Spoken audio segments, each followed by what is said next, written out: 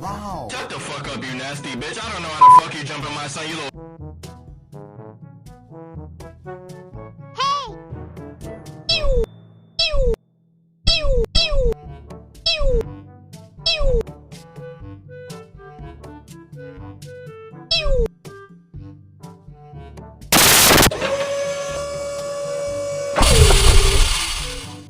What the fuck?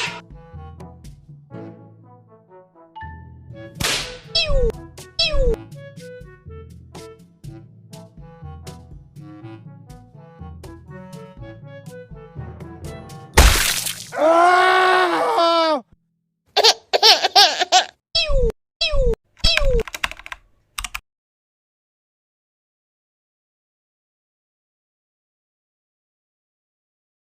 Hey, fuck you, man!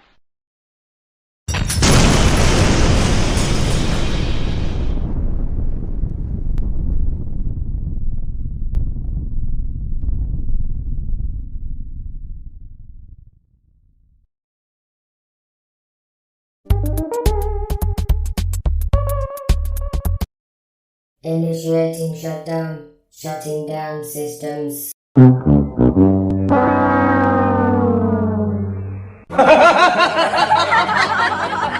What?